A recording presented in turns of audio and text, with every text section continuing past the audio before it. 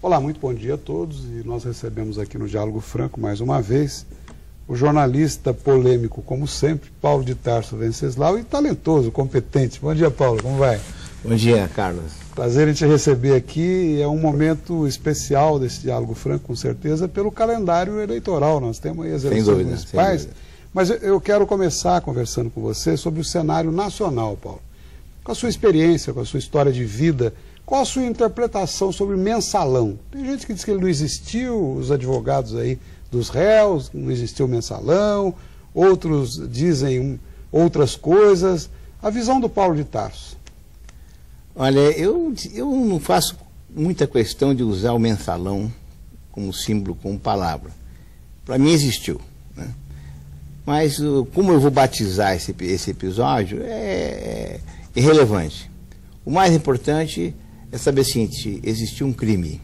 Esse crime tem que ser apurado e os responsáveis terão que pagar esse crime. E, curiosamente,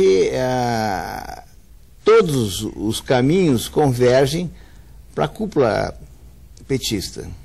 Aliás, foi um esforço muito antigo que existe por Desculpa, parte... Paulo, converge em termos de responsabilidade. De responsabilidade, claro. Responsáveis pelo mensalão, pelos crimes. Que articulou esse processo todo, né? A convergência é nesse sentido. Porque eu vivi uma experiência ainda nos primórdios, podemos dizer assim, quando já eu testemunhei e presenciei algumas tentativas nesse sentido de se montar um caixa 2, né? Dinheiro não contabilizado, dinheiro oriundo de recursos públicos, né? E foi o que, inclusive, me levou a um confronto com o Lula e acabei sendo expulso do PT. Mas é que você foi um dos fundadores. Foi um dos fundadores do PT. E na época, né, quer dizer, é muito curioso, porque já esse esforço ele já existia, estava sendo posto em prática. Houve uma oportunidade de mudar o rumo do que é o PT hoje, né? Do que veio a ser o PT, que é o PT de hoje, e, no entanto, houve um movimento em que o partido se fechou em torno de sua liderança máxima, que é o Lula, uma liderança inconteste, sem dúvida nenhuma, talvez a liderança popular, que tão cedo a gente não vai conhecer outra, né? Mas o Lula foi o artífice de tudo isso, na sua opinião? Ele, como Zé Dirceu, nunca sabem de nada. Desconhecem, né? São todas as mãos do gato que começam a agir para tirar as castanhas do fogo, né? É isso, e o Lula sempre foi isso, né? É como... As histórias são muitas. Quanto ao mensalão, portanto, você tem uma situação que esse crime tem que ser apurado, porque envolve exatamente essa malversação de recursos públicos. Essa prática está mais do que evidente, né? Então, comprovadíssima. Paulo, me permita, e nesse contexto que você está colocando, a presidenta Dilma versus PT, no caso, como é que a Dilma está se entendendo com o PT? Porque hoje está mais do que comprovado que ela é uma gestora competente, uma administradora, muito focada nas coisas, muito comprometida. Como é que ela está navegando aí? É uma fama que se criou em torno dela e que, infelizmente, ela não está correspondendo. Se você pegar qual é o nome que se deu para Dilma antes de lançá-la candidata, era a mãe do PAC. O PAC está empacado, né? Literalmente empacado. Nós temos hoje, no Brasil todo, nós temos um problema muito sério, porque o pessoal não consegue gastar dinheiro e quando gasta mal.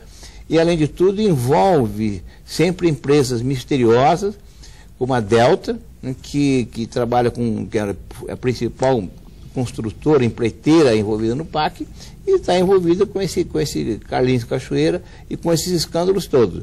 Então, a Dilma, como grande gestora, ela deveria ter dado uma lição, ela sabia e sabe do que precisa ser feito. Mas ela está amarrada, na sua opinião? Não, ela vive sob uma camisa de força, né? Essa camisa de força chama-se Partido dos Trabalhadores.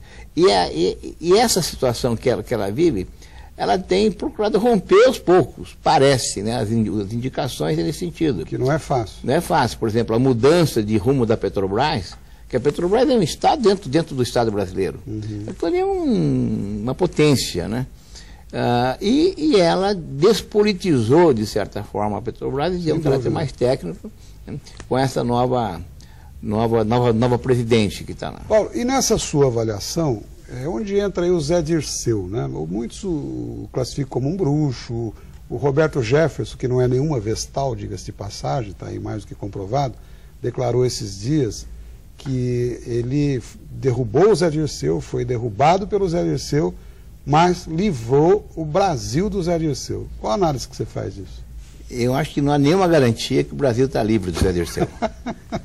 Esse é um dado, tá certo? É uma figura que eu conheci bem, conheci de perto. Né? Convivi, exatamente. Né? Ele acompanhou esse conflito que eu tive com o Lula naquele momento.